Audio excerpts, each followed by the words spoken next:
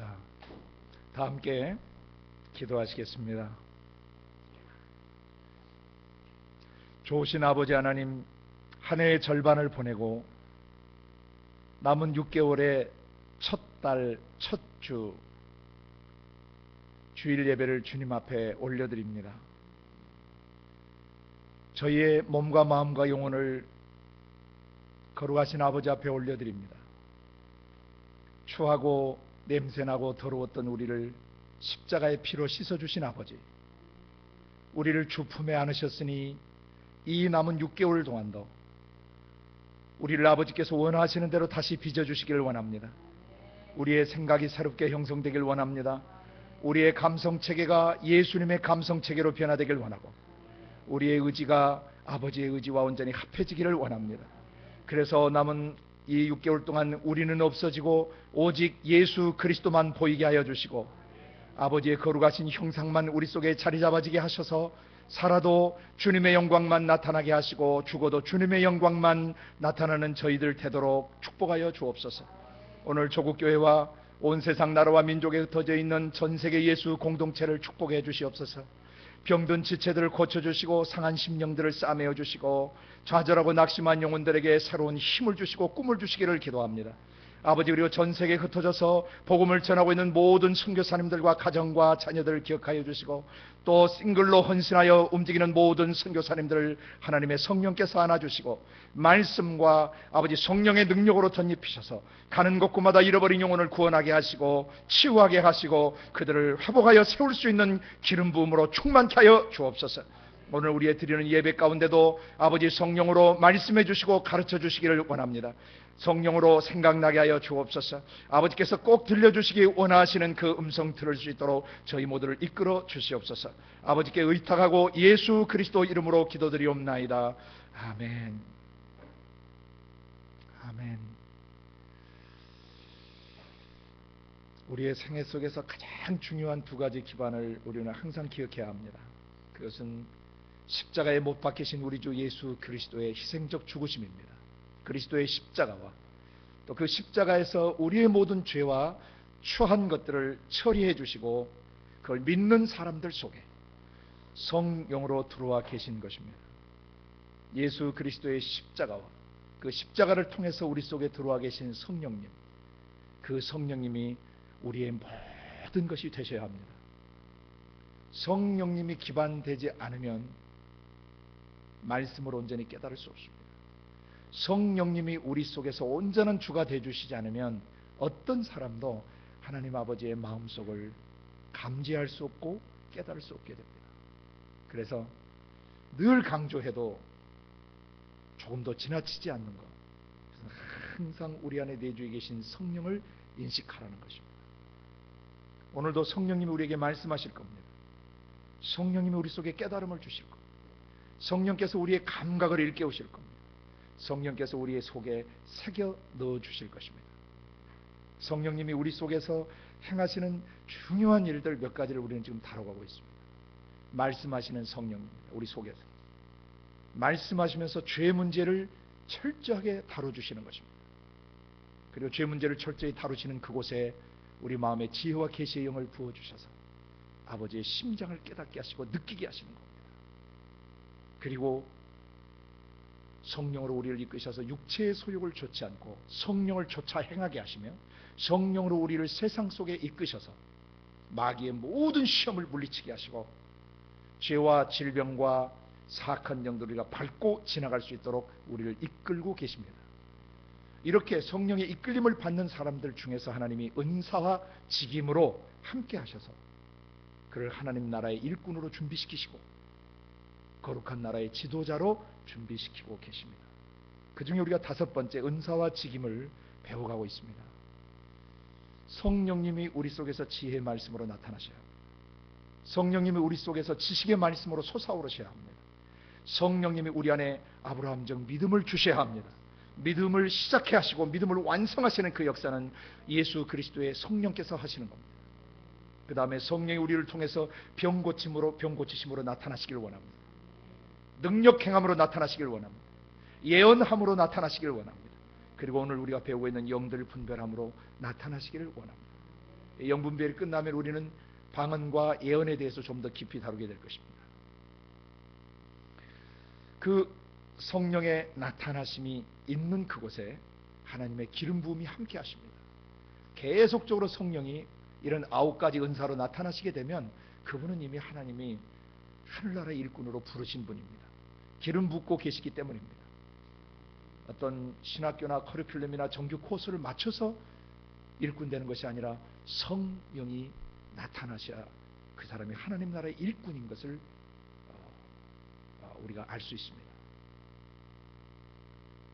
그래서 성령님이 계속 우리 안에 영들을 분별하게 하시는데, 지난 시간에는 한 가정 영역에서 성령께서 어떻게 영들을 분별하게 하시는가, 그래서 부모님을 우리가 다뤘었습니다. 그 부모님의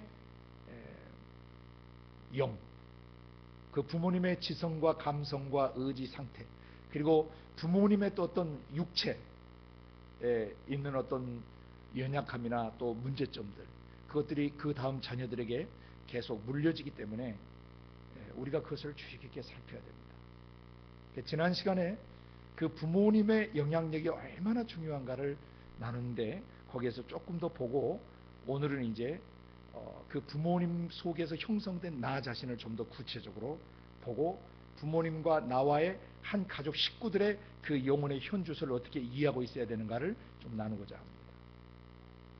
우리가 지난 시간에 예레미야 애가를 통해서 배웠었죠.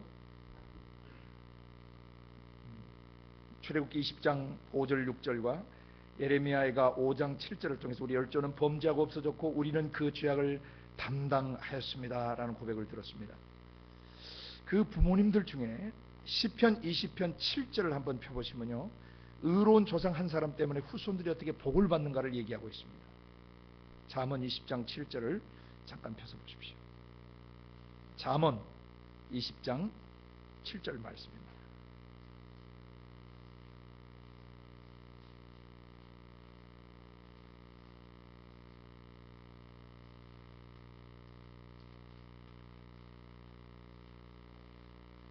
다 같이 읽습니다. 완전히 행하는 자가 의인이라 그 후손에게 복이 있느니라. 아멘. 완전히 행한다는 것은 사람에게 불가능한 것처럼 보입니다. 마치 산상수훈의 삶을 어떻게 사람이 그렇게 살아낼 수 있겠느냐. 살아낼 수 있는 원리는 딱 하나입니다. 성령이 우리 안에 계시면 사라집니다. 왜냐하면 성경에 나오는 모든 거룩한 삶의 방식은 아버지 영이 사시는 삶의 방식이기 때문에, 아버지 영이 우리 속에 들어오셔서 우리의 지성과 감성과 의지를 도와주시면 우리는 아버지께서 사시는 그 삶을 살아낼 수 있는 것입니다. 그래서 예수님이 하늘에 계신 내 아버지께서 온전하신 것처럼 너희도 온전하라고 할 때 그것은 완전함을 말합니다. 완벽함을 말합니다. 완벽이 항상 나쁜 것은 아닙니다. 완벽주의는 나쁩니다. 완벽주의가 나쁜 이유는 완벽의 기준이 누구이기 때문이죠? 나 자신이기 때문이에요. 그 완벽주의는 나쁜 것입니다. 악한 것입니다.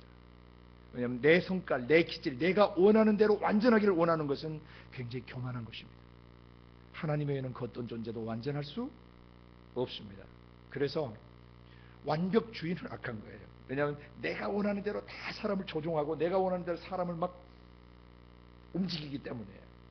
그러나 성경은 우리를 보고 완벽하라고 말씀하십니다. Be perfect. 완전하라고, 완벽하라고 말씀하세요. 그럼 어떻게 사람이 완벽해질 수 있느냐? 방법은 딱 하나입니다. 성령께서 주신 레마의 말씀을 받으시면 완벽해지세요. 피조물은 어떤 존재도 완벽하지 않습니다. 피조물이 완벽하게 살아갈 수 있는 방법은 딱 하나입니다. 아버지의 성령이 주시는 말씀 가운데 거하면 피조물은 완벽한 삶을 살 수 있습니다. 그러나 아버지 성령께서 주시는 말씀을 떠나면 어떤 피조물도 완전한 삶, 온전한 삶, 완벽한 삶을 살아낼 수 없습니다. 그래서 우리는 성령께서 주시는 레마의 말씀을 늘 받아야 합니다. 그러면 그 사람은 완전해지는 것입니다. 바로 이 20장 7절에 완전히 행하는 자라는 뜻은 하나님이 말씀하시는 대로 살아가는 사람이에요. 하나님이 말씀하시는 대로 살려고 몸부림치는 사람들, 하나님이 말씀하신 법도대로 자기 삶을 살아간 부모는 그 후손들에게 엄청난 영향을 미친다는 것입니다. 그 후손에게 복이 있다 그랬어요. 그 복은 하나님의 형상과 모양을 덧입고 하나님과 함께 다스릴 수 있는 상태를 말한다 그랬습니다. 진짜 물려주려면 엄마 아버지가 자녀들에게 신적 성품과 신적 지혜를 물려주셔야 돼요. 그것이 진정한 영적 유산이고 축복인 것입니다. 아멘. 다음에 시편 37편 25절 26절을 하나 더 봅니다. 그 앞으로 가셔서 시편 37편 25절 26절입니다.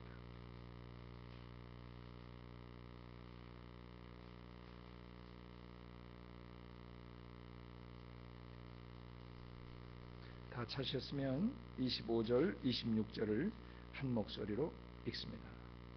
내가 어려서부터 늙기까지 의인이 버림을 당하거나 그 자손이 걸식함을 보지 못하였도다. 저는 종일토록 은혜를 베풀고 꾸어주니 그 자손이 복을 받는도다. 예, 내가 어려서부터 늙기까지라고 하는 것은 이 시편을 쓴 다윗 왕의 고백입니다. 다윗 왕은 어려서 하나님의 기름 부음을 받고 하나님 나라의 왕으로 준비되었던 사람입니다. 평생을 딱 한 번 죄범하고 실수한 그 외에는 하나님 앞에 참으로 의롭고 올곧게 사셨던 분이었습니다. 그분이 노년에 고백하고 계시는 겁니다. 내가 어려서부터 이 늙은 나이까지 의인이 버림을 당하거나 그 자식이 걸식하는 것을 보지 못했다.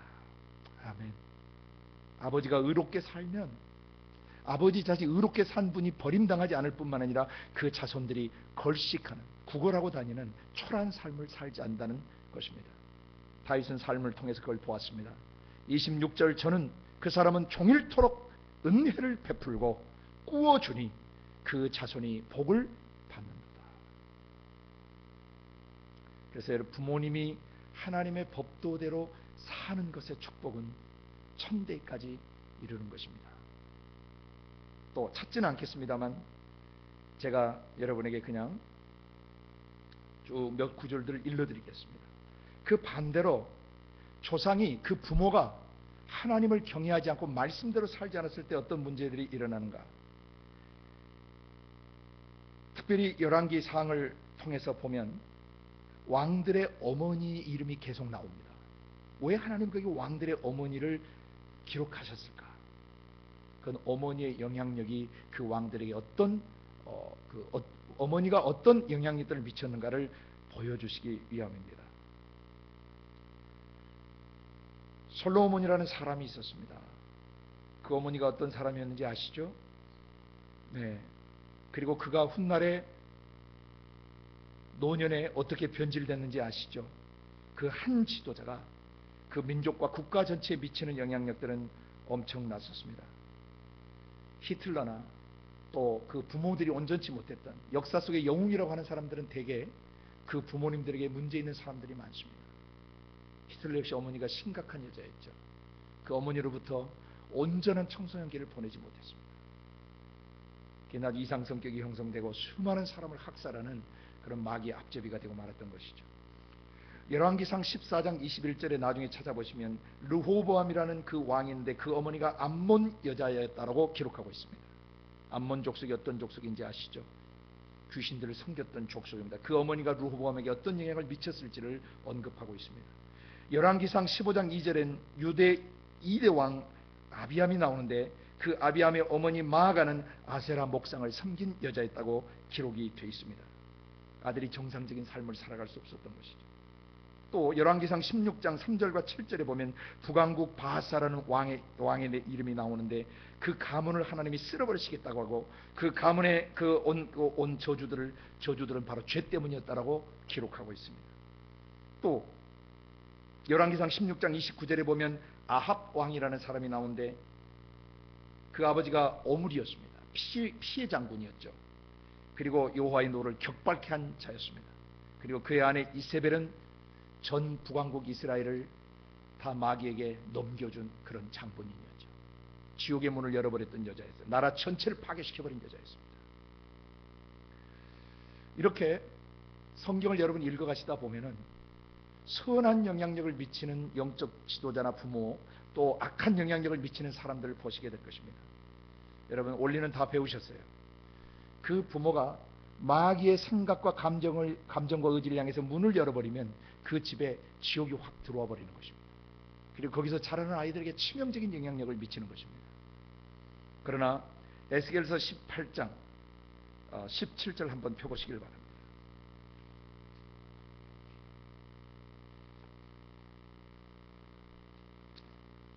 예레미야가 다음이 에스겔서입니다. 에스겔서 18장 17절.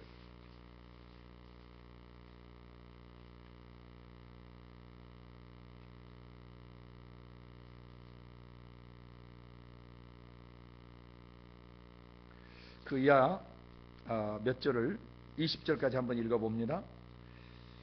손을 금하여 가난한 자를 압제하지 아니하며 변이나 이식을 취하지 아니하여 내 규례를 지키며 내 율례를 행할진대 이 사람은 그 아비의 죄악으로 인하여 죽지 아니하고 정령 살겠고 그 아비는 심히 포악하여 그 동족을 억탈하고 민간의 불선을 행하였으므로 그는 그 죄악으로 인하여 죽으리라. 그런데 너희는 이르기를 아들이 어찌 아비의 죄를 담당치 않겠느냐 하는도다. 아들이 법과 의를 행하며 내 모든 율례를 지켜 행하였으면 그는 정령 살려니와 범죄하는 그 영혼은 죽을지라. 아들은 아비의 죄악을 담당치 아니할 것이요 아비는 아들의 죄악을 담당치 아니하리니 의인의 의도 자기에게로 돌아가고 악인의 악도 자기에게로 돌아가리라. 아멘. 여기서 중요한 원리들을 또한 동시에 계시하셨습니다. 다시 한번 예레미야 31장을 하나 더 읽고 말씀을 나누도록 합니다. 예레미야 31장 29절 30절입니다. 예레미야 31장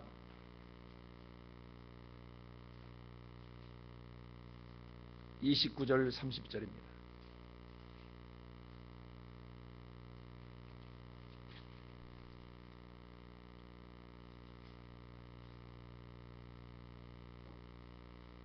다 같이 읽습니다. 29절 30절입니다. 예레미야 31장 29절 30절.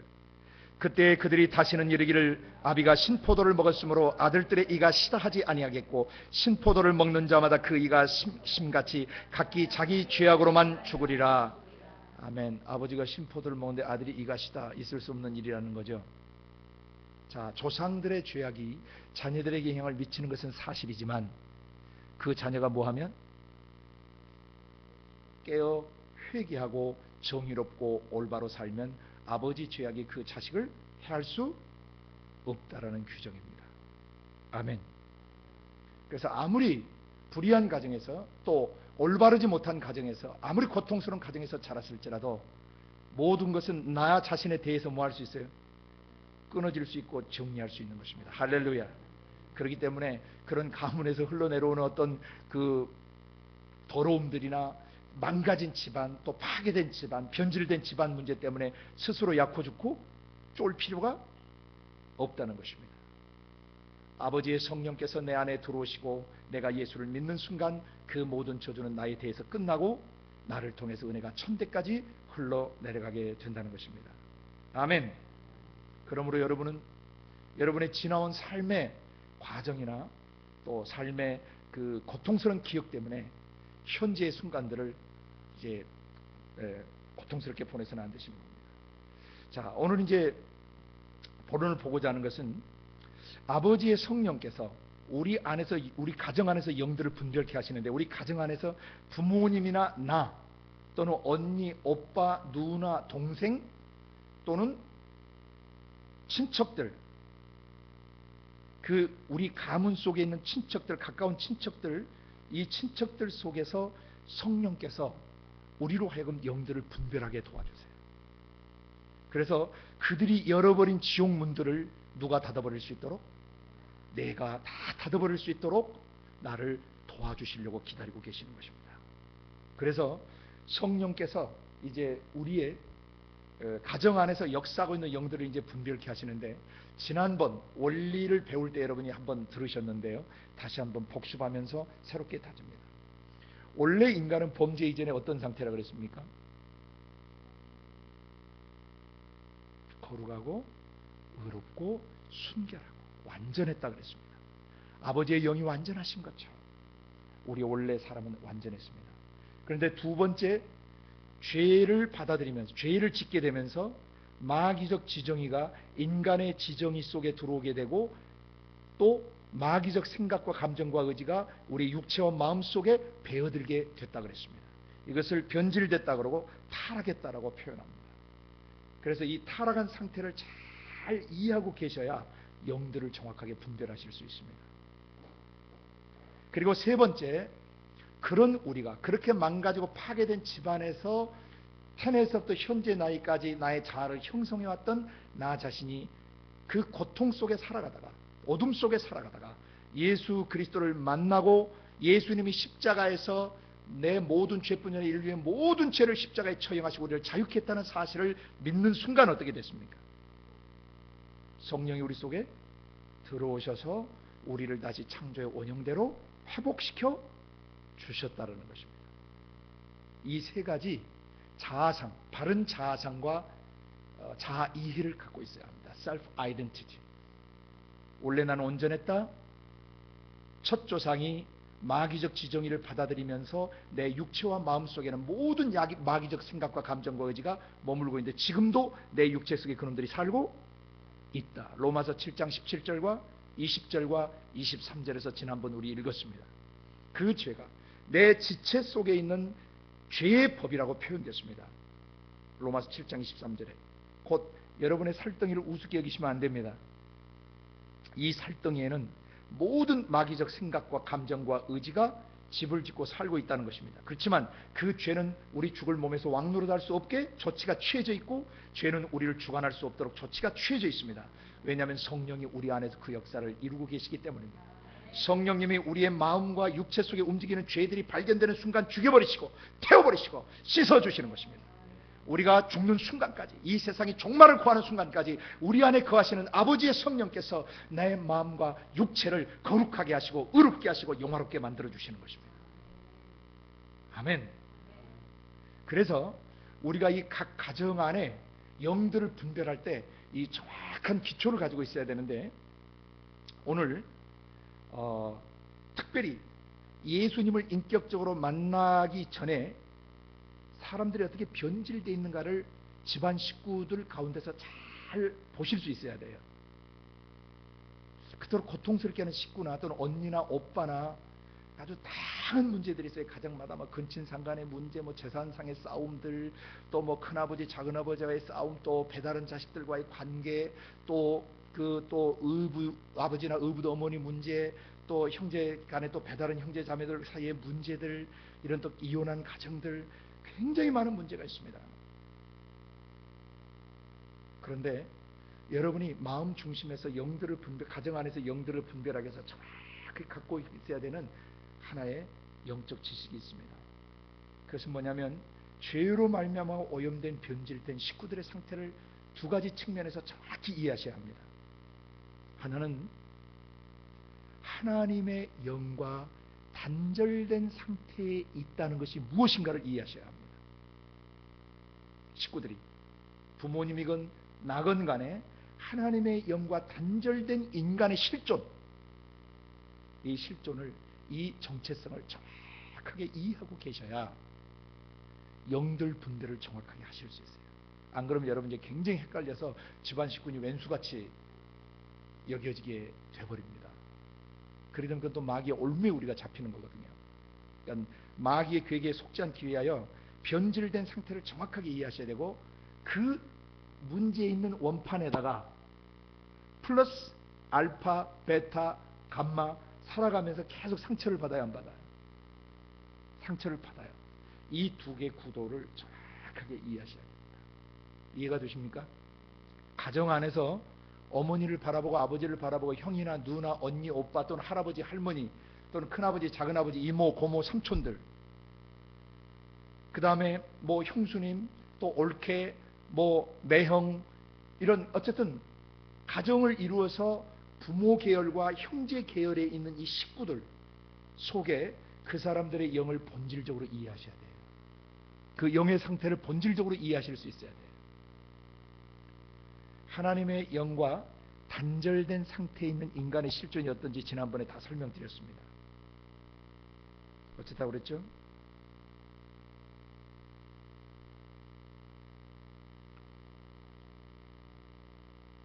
거룩에서 단절돼, 거룩함이 끊겼어요. 그러니까 더 이상 거룩함이 공급이 안 돼요. 그러니까 더러워요. 그리고 의로움에서 끊겨서 불의한 존재들이에요. 그리고 빛 대신 하나님에서 끊겨서 어둠이고 사랑이신 하나님에 끊겨서 그들 안에 증오심 자체가, 미움 자체가 자리 잡고 있어요.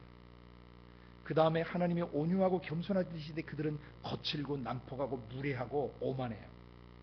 이게 본질이에요. 이게 본성이에요. 이게 마귀적 본성이에요. 하나님의 영에서 단절된 마귀의 특성이에요. 근데 그 마귀를 받아들였기 때문에 그대로 마귀의 영의 지정의가 사람의 육체와 마음속에 배어들었단 말입니다. 이게 우리 예수 믿기 전에 우리 가족들이에요. 이거 집안이에요. 또 하나, 이사야서 11장 2절 이하를 통해서 보면 하나님의 영 자체는 지혜와 총명의 영이시고 모략과 재능의 영이시고 지식과 여호와를 경외하는 영인데, 하나님의 영에서 끊기면 어떻게 되냐면 지혜와 총명이 없어요. 어리석어요. 멍청해요. 미련해요. 둔해요. 그게 하나님의 영과 단절된 인간의 영의 실존이고 영의 상태예요. 다음에 모략과 재능의 영이신 대신에, 모략은 권고해 주시고 권면해 주시는 거거든요. 그러니까 그런 권고를 받아들이지 않아요. 권면을 받지 않아요. 거만해요. 그리고 재능, 그것을 행할 수 있는 능력, 힘들인데 의로운 행동을 할 수 있는 힘이 없어요. 다음에 지식과 여호와를 경외하는 영에서 끊기면 무식하고 영적으로 굉장히 무식해요. 영의 세계에 대해서 눈에 보이는 것만 쫓아 삽니다. 그리고 하나님을 공경하지 않습니다. 하나님을 경외하지 않습니다. 그것은, 하나님을 경외하지 않는 것은 모든 악의 출발이에요. 이런 12가지, 거룩과 의, 빛과 사랑, 온유와 겸손, 지혜와 총명, 모략과 재능, 지식과 여호와를 경외하는 영, 기초적으로 이런 12가지 영역에서 끊겨 있는 인간의 영의 상태는 어떠냐? 이제 창세기 말씀을 통해서 오늘 인간의 영의 실존 상태를 다시 한번 깊이 짚을 겁니다. 창세기 3장 8절에서 13절 말씀과 로마서 3장 9절에서 18절 말씀, 양대의 말씀을 오늘 보게 될 것입니다. 바로 하나님의 영에서 끊긴 인간의 실존, 인간의 본래 영의 상태, 우리 식구들, 우리 친척들의 영, 우리 집안 사람들의 영혼을 내가 바라볼 때 어떤 관점으로 바라보며 분별해야 되는가 하는 이 기초 지식을 좀 나누게 될 겁니다. 창세기 3장 8절을 펴시기 바랍니다.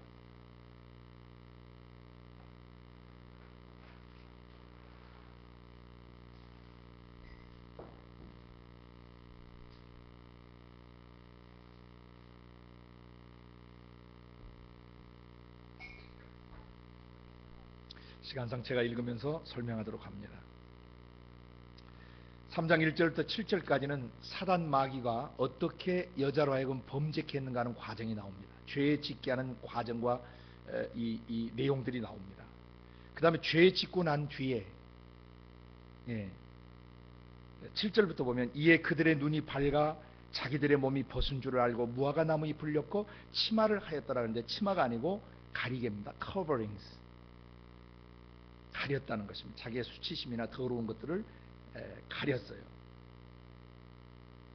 그리고 8절부터 보면 이제 하나님이 개입하십니다. 죄를 범한 그들에게 개입하세요. 그들이 날이 서늘할 때 동산에 거니시는 여호와 하나님의 음성을 듣고 아담과 그 아내가 여호와 하나님의 낯을 피하여 동산 나무 사이에 숨은지라. 사람이 죄를 짓게 되면 하나님의 음성이 내적으로 들리게 돼요. 양심의 가책이나 찔림으로 들려오게 돼요. 그러면 사람이 어떻게 하냐면은 하나님의 얼굴을 피해서 나무 사이 어디에 숨어버려요. 절대 남에게 얘기하지 않습니다. 자기 속에 깊이 그 추함과 더러움을 감춰둡니다. 그러면 어떻게 되냐? 그러면 하나님은 어떻게 하시느냐? 9절, 그러나 여호와 하나님은 그런 아담을 부르십니다. 반드시 부르십니다. 부르시되 그에게 뭐라고 부르시죠? 네가 어디 있느냐? 이게 오늘 제목이에요. 네가 어디 있느냐? 어디 숨은지 몰라서 장소적으로 그 질문을 하신 걸까요? 아니요. 장소는 어디 숨은지 너무나 다 알고 계시죠. 꽁이 숨을 때 머리만 쳐박고 꼬랑지를 다 보이는 것처럼 아무리 잘 숨어도 하나님은 그를 보고 계세요.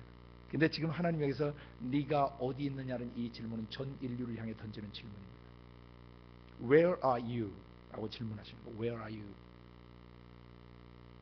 이것은 너희 영혼, 너희 마음이 어디 있느냐라고 묻는 것입니다.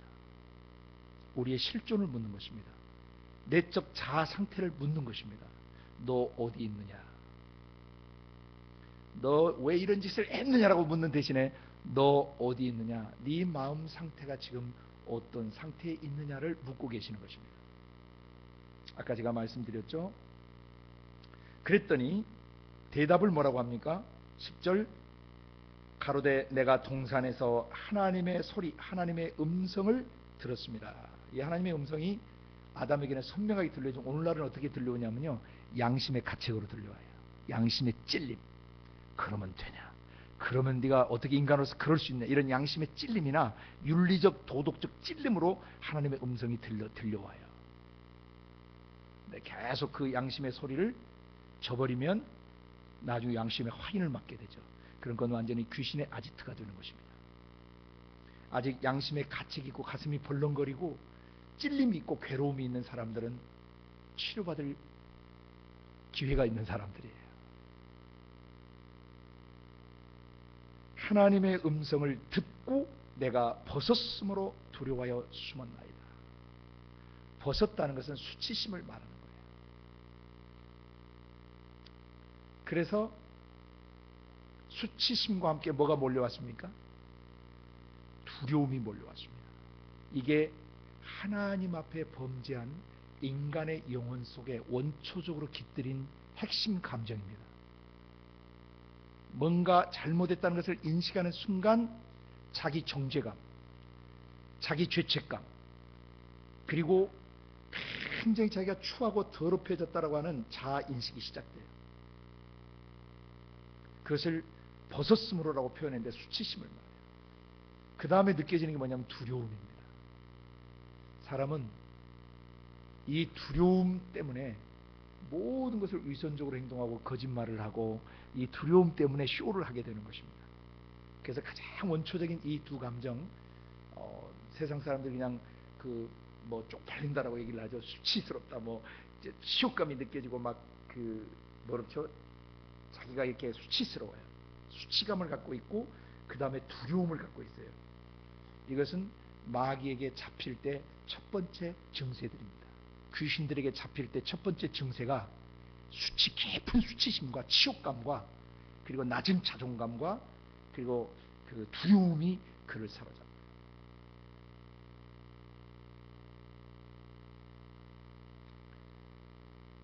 그런데 제가 자주 말씀드렸지만 범죄 이전에도 외적으로는 발가벗고 있었어요? 안 벗고 있었어요? 범죄 후에도 외적으로 벌거벗은 상태에는 변화가 있어요? 없어요? 범죄 이전에도 발가벗고 있었고 범죄 후에도 발가벗고 있었는데 차이가 없단 말이죠. 그런데 범죄하는 순간 어디에 문제가 생겼습니까? 마음속의 인식에 문제가 생겼어요. 내적 문제가 생긴 거예요. 거기서 드는 감정이 두 가지였어요. 수치스러운 치욕감과 두려움이 확 들어오게 됐던 것입니다. 그것이 바로 하나님의 영과 단절된 인간의 영에서 원초적으로 경험되는 것입니다. 그래서 사람은 그 망가져 있는 자존감이나 낮은 자존감이나 또는 그 두려움들을 해결하기 위해서 방법을 쓰는데 아까 그것이 치마로 가리개를 하는 거예요. 자기를 포장해요. 외식하기 시작하죠. 안 그런 사람인 척 자기를 덮기 시작합니다. 그러면 그 사람 죽습니다. 왜냐하면 그것은 무서운 암세포와 같고 무서운 독극물과 같아서 그 속에서 만약에 그것을 토해내게 도와주지 않으면 그 사람이 저주 가운데서 점점 죽어가고 나중에 육신에 심각한 문제가 일어나요. 그래서 하나님이 어떤 조치를 취해 주시는가 잘 보셔야 됩니다. 11절입니다. 원래 이 두려워하다는 이 야레라고 하는 것은 소름 끼치는 떨림이나 소름 끼치도록 이렇게 막 두려운 상태예요. 그래도 그럴 것이 하나님의 영광의 형상을 덧입었다가 다 벗어졌겠어요? 안 벗어졌겠어요? 다 벗어졌겠어요? 죄 때문에. 하나님이 덧입혀준 신적 성품이 다 날아가고 잘못된 서버 접속에서 컴퓨터 틱이 날아가듯이 완전 하나님께 다 날아가 버리고 마귀 것이 들어와 버리니까 얼마나 당혹스러웠겠어요. 너무나 맑고 깨끗한 심령 속에 너무나 더럽고 추한 것들이 경험돼 버린 것입니다. 그때 하나님이 바로 개입하십니다. 11절 가라사대 누가 너의 벗었음을 네게 고하였느냐. 치욕감과 수치심 같은 것을 누가 너에게 인식시켜줬느냐 그 말입니다. 내가 너더러 먹지 말라 명한 그 나무 실과를 내가 먹었느냐. 그러자 아담이 대답을 합니다.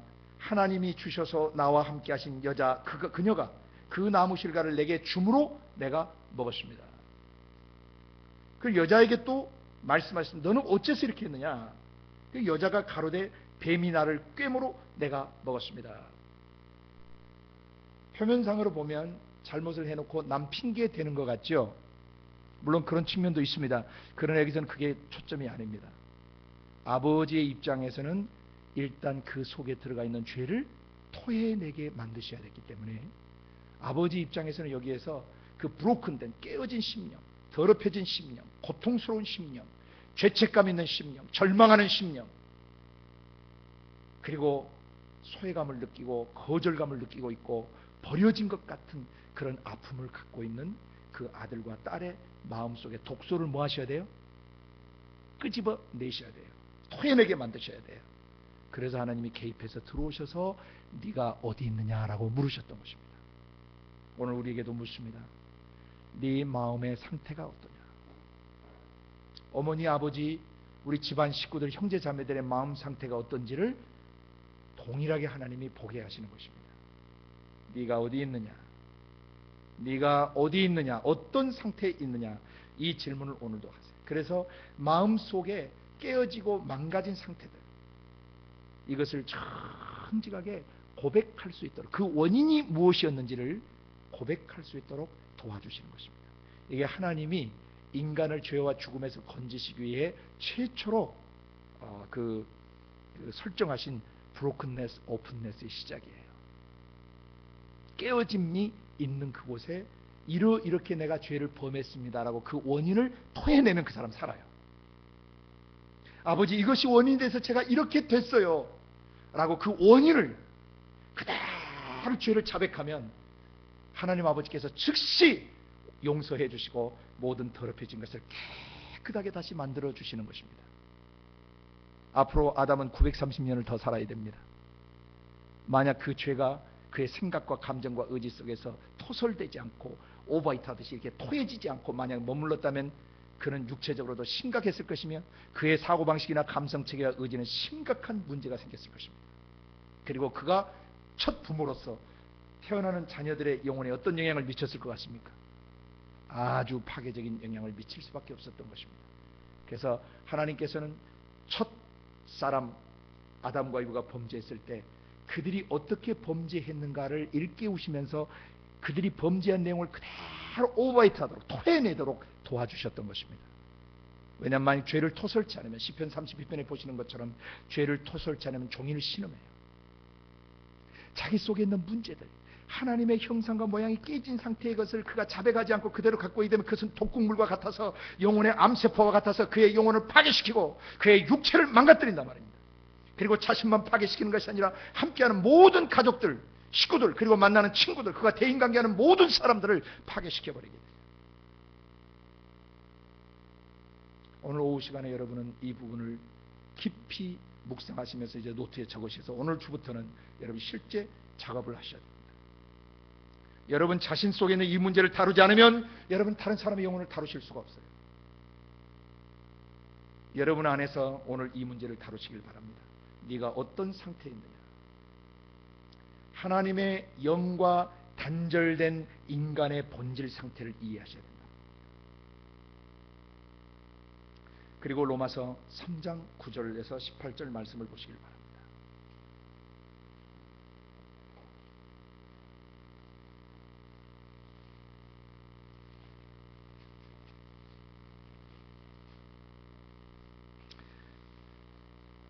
창세기 3장 8절에서 13절 말씀과 로마서 3장 9절에서 18절까지 말씀은 인간의 실존, 죄범한 인간의 실존을 다루는 교과서와 같은 단락입니다. 굉장히 중요합니다. 이 부분을 여러분은 여러 번 읽어 숙지하셔야 됩니다. 자, 9절부터 제가 읽습니다.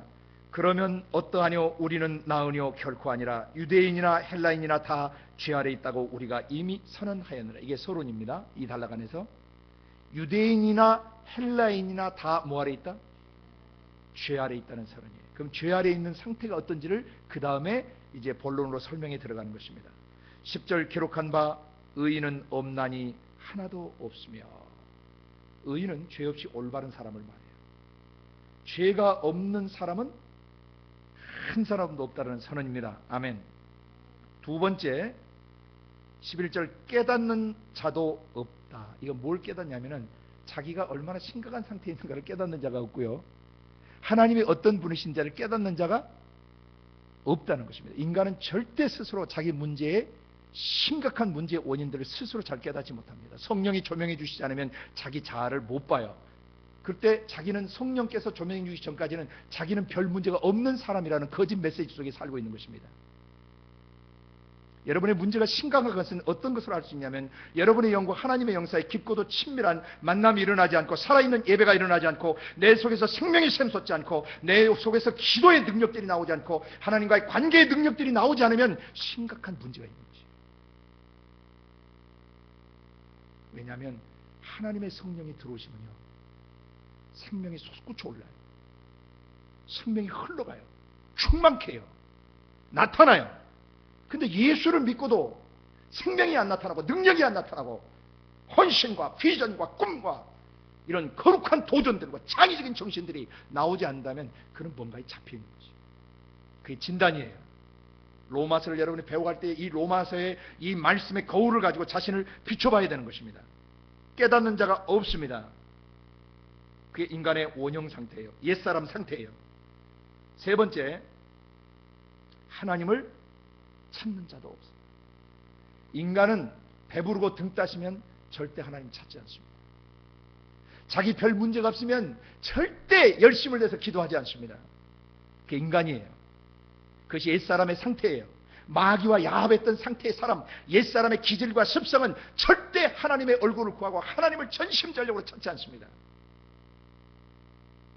그 대신 돈을 찾아 나서고 쾌락을 찾아 나가서 세상적 낭만과 세상적 어떤 잘되는 것, 세상적으로 멋있는 걸 찾아 나서게 돼 있어요. 절대 하나님을 찾지 않습니다. 스스로 찾지 않습니다. 이게 세 번째 인간의 실존 상태예요.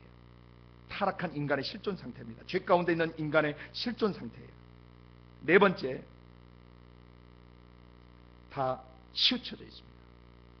이 치우쳐 있다는 얘기는 궤도를 이탈했다는 뜻이에요. 정로에서 벗어났다는 뜻입니다. 그 사고방식과 감성체계나 의지력들이 하나님의 말씀의 기준에서 빗나가 있어요. 영어로 말하면 derailed, 철로를 벗어난 탈선한 상태에 있다는 것입니다. 이게 치우쳤다는 뜻이에요. 절대 하나님 말씀 기준으로 생각하지 않습니다. 절대 하나님 말씀 기준으로 감정체계를 갖고 있지 않습니다. 절대 하나님 말씀 기준으로 의지를 사용하지 못합니다. 그것이 바로 죄범한 인간의 실존 상태예요. 다섯 번째, 무익하게 돼요. useless 상태입니다. 써먹을 데가 없다는 뜻입니다. 거룩하신 하나님이 써먹을 데가 없어요. 이 사람은. 의로우신 하나님이 사람을 써먹을 데가 없어요. 온유하고 겸손하신 하나님이 인간이란 존재를 갖다 써먹을 수가 없어요. 무익한 존재예요. 거룩한 나라에서 아무짝에도 쓸모없는 쓰레기 같은 존재고 썩은 문드러진 그런 폐품 같은 존재예요. 그것이 인간의 하나님으로가 단절된 인간의 실존 상태입니다. 그 다음에 여섯 번째, 선을 행하는 자는 없나니 하나도 없도다. 이때 선은 하나님 말씀대로 하는 것이 선인데요, 어떤 놈도 하나님 말씀대로 하는 놈이 없다는 것입니다.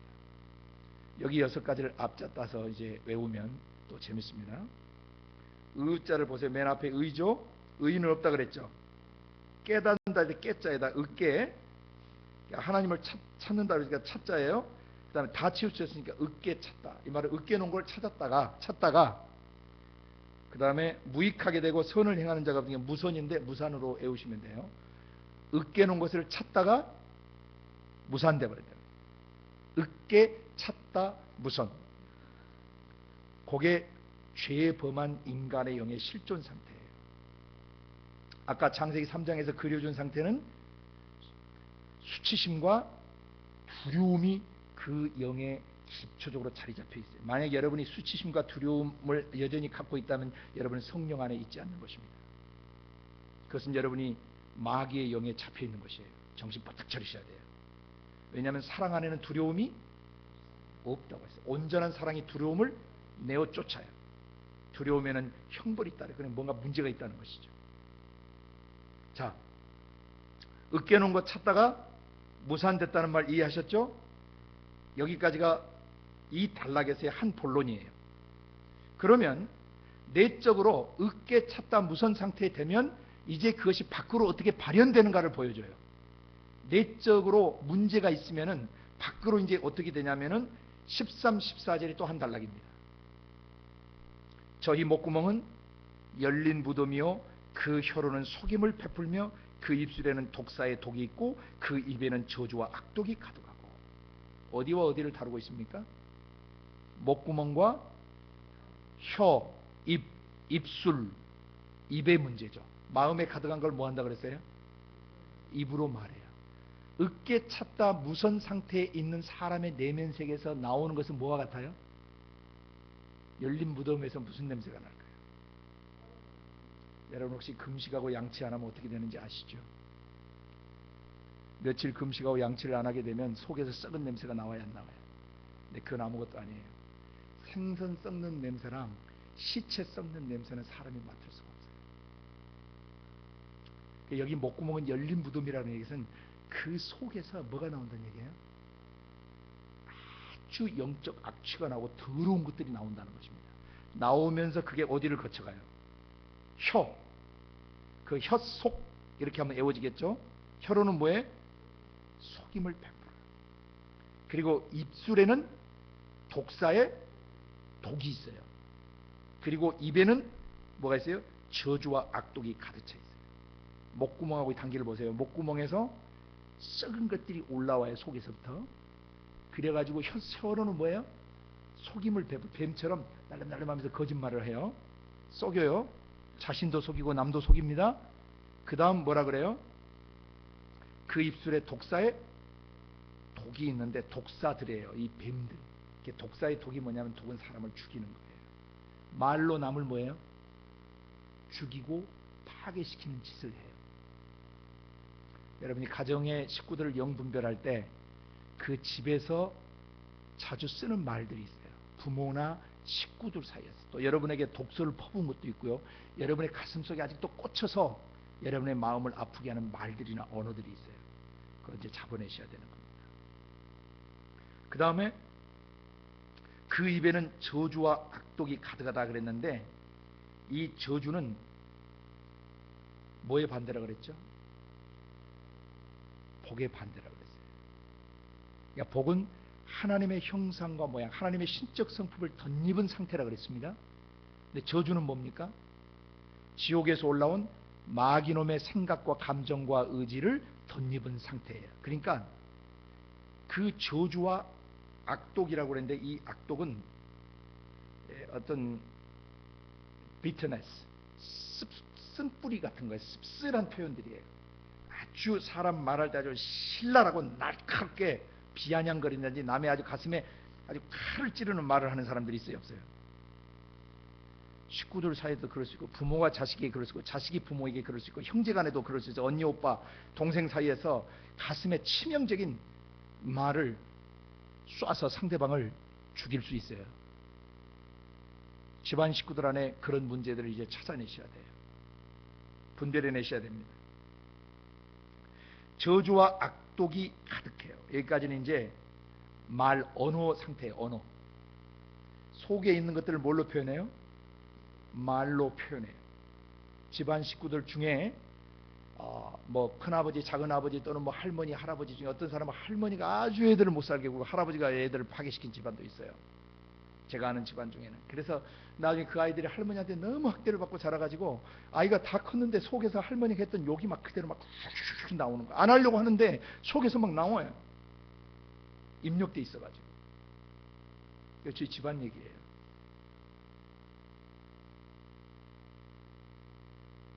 하나님께서 자유케 해주시고 계속 치료해 주셨죠. 분별하셔야 돼요. 이 사람들의 영이 하나님과 단절된 상태에서 어떤 것들이 나오는가를 잘 보셔야 된다는 거예요. 언어 폭력이 있어요. 집안에 언어 폭력. 어머니나 할머니 하는 그 입버릇처럼 하는 그런 죽은 언어들이 있어요. 사람을 파괴시키고 꿈을 갖지 못하게 하고 매 신경질적인 말을 한다든지 비난하는 말을 한다든지 비꼬는 말을 한다든지 그 언어 행실이 올바르지 못한 거. 나중에 이제 종합적으로 정돈을 하겠지만 지정의 상태를 정돈하겠지만 이 상태를 여러분이 이해하셔야 돼요. 이 독서를 퍼붓는 집안들, 언어가 곱지 못한 집안들, 말로 사람을 파괴시키는 집안들, 이게 바로 인간의 영의, 하나님과 단절된 인간의 영의 상태에서 나오는 것들입니다. 그 다음은 이제 15절은 행동이에요. 행동. 말로 했죠. 그 다음에 말과 행실이 나와요. 언어 행실이 나옵니다. 15절 그 발은 피 흘린 데 빠른지라. 이 말은 이 사람 가는 데마다 관계를 파괴시킨다는 뜻이에요. 가는 곳마다 분란을 일으켜요. 그 사람만 들어오면 문제가 생겨요. 그것이 단체든지 개인이든지 공동체든지 팀사에게든지 그 사람이 들어오면 그 부정적이고 쓴마음과 악독과 부정적인 말과 하나님을 경외하지 않는 그 말이나 행동 때문에 그 공동체 자체나 사람들 자체가 영이 일어서질 못해요. 발은 피 흘린 데 빠른다는 게 남을 파괴시킨다는 뜻이에요. 그 마지막 결론 어떻게 되는가 하면은 파멸과 고생이 그 길에 있어. 그런데 인생길을 말해요. 남은 인생길이에요. 이제 남은 평생 사는 길 동안에 그가 남은 지상 삶을 사는 동안에 있어서 파멸과 고생에 대해 이 파멸은 원문은 부서지고 산산조각이 나는 것을 말해요. 파멸은 부서진 어떤 fracture, 산산조각이 나는 걸 말해요. 그러니까 그 인생길 가는 데 있어서 살아가는 데 있어서 가는 곳곳마다 깨지고 부서지고 뭔가 이렇게 회복되고 사람이 일어서야 되는데 가는 곳마다 파괴돼요. 그 다음에 고생이라고 돼 있는데 이것은 어렵고 힘든 역경들이 많아요. 어렵고 힘든 역경을 말해요. 역경. 고생하고 고통하는 것들을 말해요. 고생이 그 인생길에 있어요. 그래서 17절 평강의 길을 알지 못해요. 영혼에 평안이 없어요. 안정감이 없어요. 평화가 없는 삶을 계속 살아요. 마음 상태가 답답하게 뻥 뚫리지 못하고 뭔가에 항상 어둡고 뭔가에 눌려있는 삶을 계속 살아가는 거예요.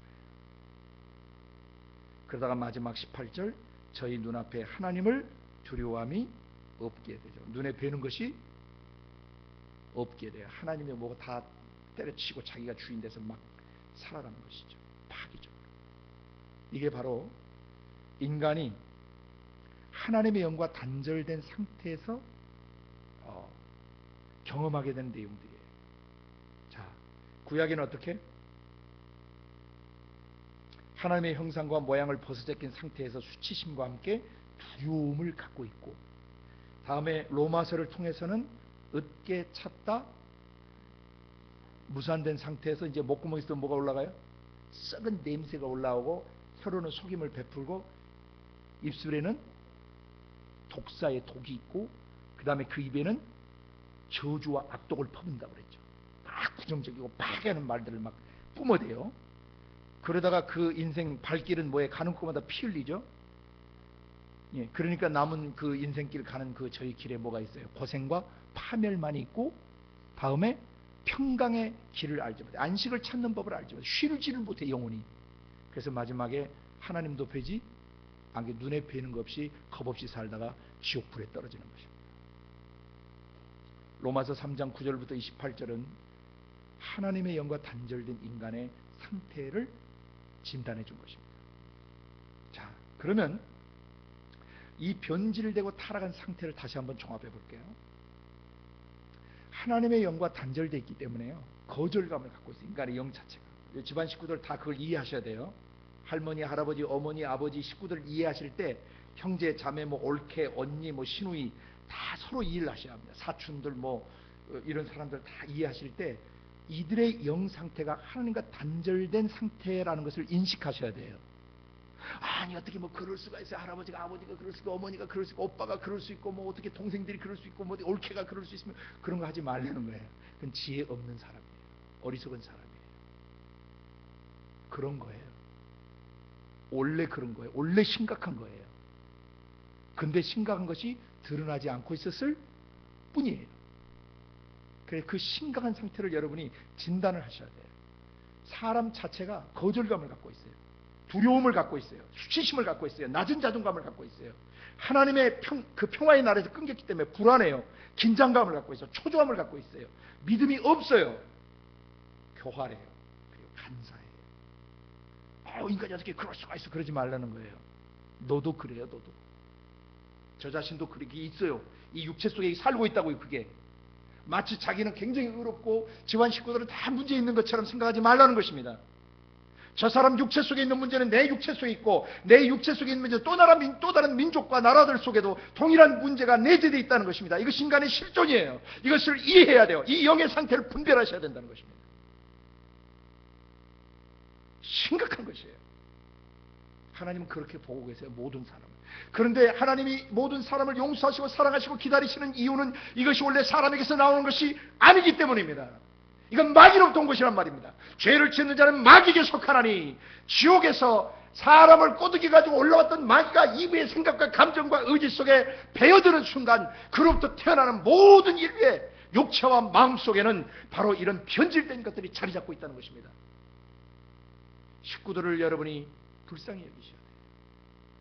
어머니 아버지를 불쌍히 여기셔야 되고 가족들을 불쌍히 여기셔야 돼요. 왜냐하면 그들의 육체 속에 머무는 이 요소는 사람에게서 전이된 것이 아닙니다. 첫사람에게서 전이된 것이 아닙니다. 마귀로부터 온 것입니다. 이것이 가족들을 여러분이 바라보는 영분별의 출발이에요.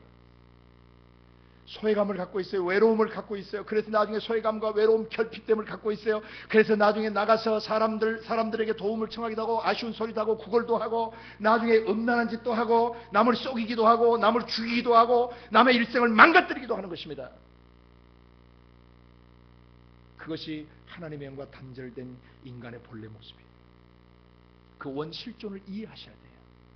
거기에다가 태내에서부터 현재 나이까지 플러스 알파로 엄마 태내에 머무는 기간, 그리고 영아기, 그리고 유아기, 아동기, 청소년기, 청년기, 장년기, 노년에 죽는 순간까지 인생을 살면서 그런 근본 바탕에 문제가 있는 데다가 플러스 알파, 베타, 감마 문제가 계속 상처와 아픔이 그의 영혼에 계속 들어오기 때문에 이 두 개의 문제가 이제 뒤섞이게 되면 폭발이 일어나는 것이에요. 감당할 수 없는 것이 살아요. 그래서 여러분과 저는 오늘부터 이제 이런 가정 안에서 형성된 한 사람의 인격, 성향과 성벽들을 성령과 함께 다룰 수 있어야 되는 것입니다. 또 시간이 다 됐기 때문에 일단 다음 시간에 테네에서부터 그걸 다뤄야 될 것 같아요. 예, 일단 보세요. 오늘 여러분이 보셔야 될 것은 우리 식구들의 영혼을 진단하셔야 된다는 것입니다. 원래 이렇게 깨져 있고 망가진 상태라는 것을 받아들이셔야 돼요. 그리고 플러스 알파, 우리 식구들이 누구로부터 어떤 영향을 받아서 이렇게 망가지고 깨어지고 변질되는 것, 특별히 내 어머니, 아버지, 할아버지, 할머니가 왜 그런 분이 될 수밖에 없었는가를 깊이 이해해야 합니다. 그래야 그 텐에서 형성된 여러분의 내적 자아를 분별하실 수가 있어요. 다음 시간에 더 구체적으로 다루겠습니다. 오늘은 하나님의 영과 단절된 인간의 영의 실존, 창세기 3장을 통해서 로마서 3장을 통해서 보았던 이 내용들을 여러분 안에 정돈하시길 바랍니다. 그리고 이따가 점심 먹고 오후 시간에는 여러분 이 내용들을 가지고 기도 시간을 들어가시길 바랍니다. 기도를 들어가는데 기도 시간 들어가셔서 뭐 하시냐면은 여러분의 여러분의 내면 상태가 지금 어떤 현주소인지를 보세요. 여러분이 나타나고 있는 증세들을 보시라는 얘기입니다. 그리고 어머니, 아버지, 집안 식구들 안에 어떤 문제가 있었는지 크게 두 파트로 보십니다. 하나는 지정의 상태를 점검하세요. 사고방식과 감성, 체계와 의지 상태를 여러분 스스로 점검하시고, 또 하나는 육체의 상태를 점검하세요. 소화기관이 안 좋다든지, 장이 안 좋다든지, 시력이 안 좋다든지, 어떤 뇌가 안 좋다든지, 신체 장기가 안 좋다든지 육체에 나타나요. 그게. 그래서 영혼과 육체의 상태를 여러분이 오후 시간에 진단하시길 바랍니다. 여러분 가정 내력을 조사하시라는 거예요. 우리 식구들 안에 지성과 감성과 의지 상태는 어떠며 일반적으로 우리 식구들, 우리 집안 식구들의 건강 상태, 육체 상태는 어떤가? 대대로 허리가 약하다든지 장기가 약하다든지 뭐가 약하다든지 그런 문제가 있을 수 있어요. 그런 부분을 우리가 이제 예수 그리스도 안에서 다 치유받고 회복받아야 되기 때문에 먼저 정확한 진단이 필요한 것입니다. 오케이? 무슨 말인지 이해되셨죠? 예, 함께 기도합니다. 거룩하신 아버지 하나님, 한 가정 안에서 역사하는 그 영들, 그리고 그 악한 영들이 우리 어머니 아버지 세대와 우리 집안 식구들에게 어떤 영향력을 미쳤는지를 창세기 3장과 로마서 3장을 통해서 다시 한번 보게 됩니다. 하나님과 단절돼, 죄를 짓고 하나님과 단절되어 있는 인간의 내면 상태가 얼마나 비참하고 초라하고 그리고 심각했는지를 다시 돌아보게 됩니다. 아버지, 거기에서 우리를 구원해 주셨습니다. 자유케 해 주셨습니다. 이제는 우리가 성령님과 함께 집안 식구들을 구속하고 치유하고 회복시켜야 될 그러한 자리에 서 있습니다. 아버지, 오후 시간에 우리가 이 문제를 가지고 집안 상태를 살펴볼 때 지적으로, 정서적으로, 의지적으로 식구들의 상태를 정확하게 볼 수 있게 도와주시고, 그리고 육체적으로 어떤 문제들이 있는가를 살펴보게 도우셔서 그 문제들을 성령 안에서 구속하고 치유하고 회복시켜주는 저희들이 되도록 기름 부어 주옵소서.